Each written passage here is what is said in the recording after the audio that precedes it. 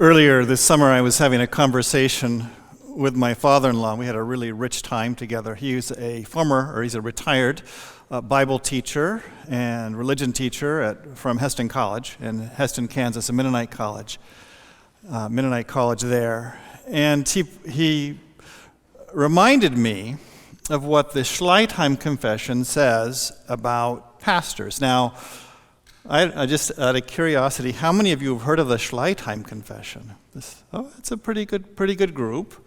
Not everybody. It is one of the earliest Anabaptist documents from 1527. So a long time ago, very early. And it's one of those things that people kind of point to as an important historical document that defines the beliefs of a certain strand of Anabaptists who lived in the 16th century, the 1500s. So this is a document that is 496 years old. I think I got the math right on that. So it's old. It's a long time ago. And he was pointing me to what it said about pastors. I can't quite remember what we were talking about, but I looked at that and I was kind of startled by what it said. It said pastors are supposed to do things like warn, admonish, teach, discipline, and ban, which means kick people out of the church if they're not doing what you think they should be doing, essentially. And I thought to myself, why, that's not Anabaptist, because it demonstrated a very high view of the authority of pastors. Pastors, in this Anabaptist perspective, had a lot of power and authority. And I thought about that some more, think, well, that's not really what I signed up for. I'm not really interested in that. I mean, what do I think about that? And I thought about that some more, and I thought, well, historically, Mennonites this has been a pretty good description of how pastors have functioned among Mennonites and other Anabaptist groups. You don't have to go very far from here, several miles, to see, just across the railroad tracks here on College Avenue, and you get a perspective on Anabaptism that looks a lot like the Schleitheim Confession in terms of the authority of clergy. You've got bishops telling people pretty specifically how they should live their lives, right? What kind of haircuts they should have, what kind of clothes they should wear, when and where they should cover their heads. There's a lot of power that they had. And not so long ago in our tradition, we had bishops. Now, a lot of Mennonite groups still have bishops. And those bishops get together and they decide how people are supposed to live their lives. That's a lot of power. And it occurred to me that Anabaptist, the sort of historical Anabaptist understanding of clergy is a really high view. It's a really high view of clerical authority, of the authority of pastors and bishops. And this is sort of strange to think because we've come to believe that Mennonites have a low view of clerical authority. Now, I want to say something very clearly here. We tend to think that our job as Mennonites is to be as much like 16th century Anabaptists as we possibly can. That our job is to emulate them, to be like them. And so when we use them as authority figures. So when we say the Schleitheim Confession says X, Y, Z, we say, oh, well, that's what we've got to do. And I don't believe that. We live in a different time and a different place. So if we say, you know what? Admonishing, warning, disciplining, banning, that's not the role of the pastor anymore. We feel like there's authority there that's been abused historically, and we don't want to do that anymore. We are free to do that. I don't think we have to be like those 16th century Anabaptists. But I do think we should have points of resonance. That's a word I like, resonance. We should have points of resonance. There's one way, an important way, that the 16th century Anabaptists, it seems to me, had a low view of the authority of clergy. And that is, the Anabaptists have not seen, and Anabaptist groups have not seen the clergy as having a priestly kind of authority. Now, when I say the priestly kind of authority, I mean the authority to mediate the presence of Christ, to be Christ. The role, the verbs that I described, teach, admonish, discipline, and so forth, are quite different than the role of Christ in a sacramental kind of sense, a sacerdotal kind of sense, right? The sense of embodying Christ. So in priestly traditions, the priest embodies Christ. The priest is Christ to the community. But for the Anabaptists, we have a priesthood of all believers. We are all Christ to each other. So on the one hand, the Anabaptist seems to me had a very high view of the authority of pastors, and on the other hand, a very low view. And that low view is in the priestly sense. Now, Zeph is going to help me here. I've got something that I want to show everybody. Thank you, Zeph. You came right there. How many of you know what this is?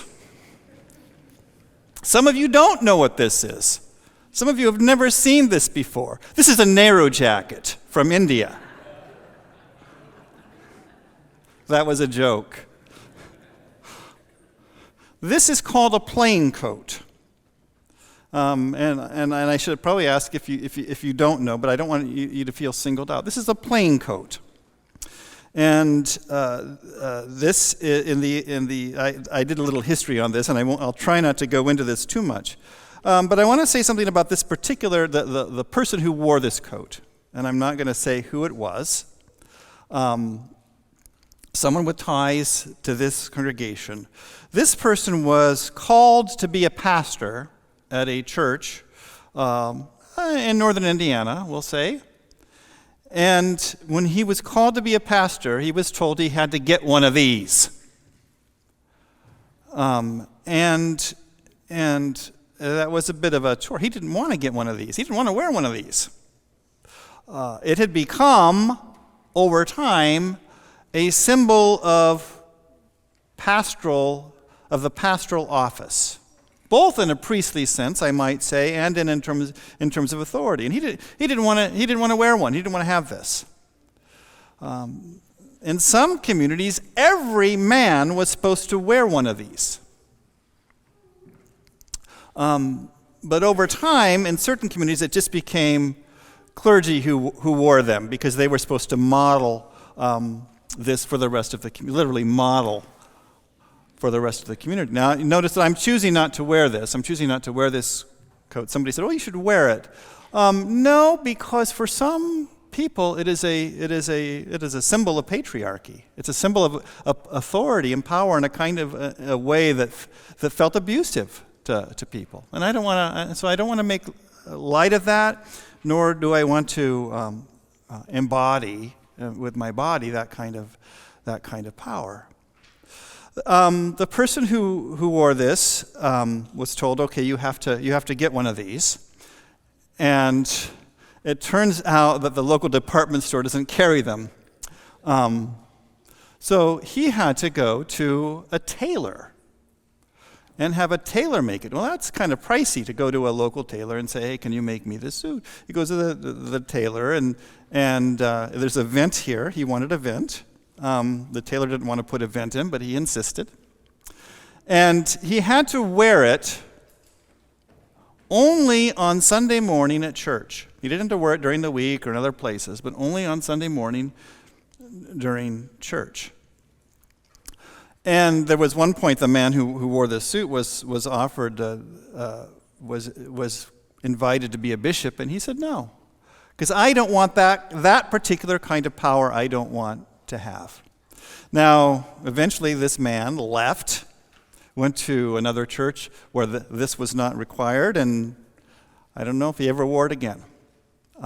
From those years that he was at the church here in northern Indiana. Now I bring this out to show this as because of its contradictions.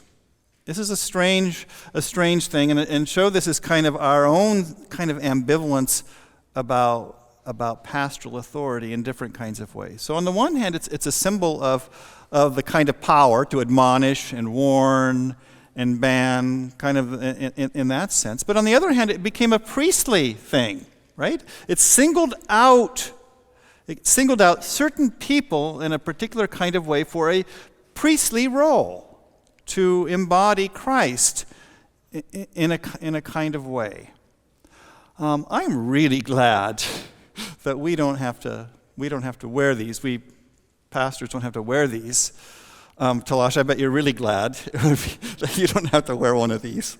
Zeph, if you are around someplace and we're gonna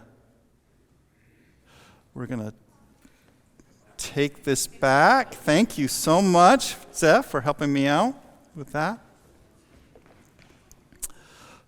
This is part of our history, this ambivalence, this wrestling with something like that. So it became to represent clergy, but there are some communities where the bishops decided that everybody had to wear something like that. Now, it's also important to note that in particular, women have been told what to wear, right? And in this very church, some of you who are here, when you became members, were required to wear a covering on the day that you became a member of this church. That's a lot of power, right? To tell the bishops, say, you're going to do this. You're going to wear this when we tell you you're going to wear it. I want you all men, I want you all to wear ties next Sunday. That's not going to get very far, is it? Like, look at me, I'm not a good example. The idea of a priest, the idea of this person who's set apart, goes back a long ways, right? Many hundreds of years. And in the old days, the days leading up to the 16th century in the Anabaptists, the priests and the monks and the nuns, they were kind of pacifists. They were not allowed to wield the sword. If you were a priest, you were not allowed to wield the sword. You were set aside because you were sacred in a way. You were kind of holy, and killing somebody was not Christ-like. You had to be Christ-like if you were going to be a priest. You had to embody who Christ was, and so you couldn't kill. And sanctuaries, so we call this a sanctuary.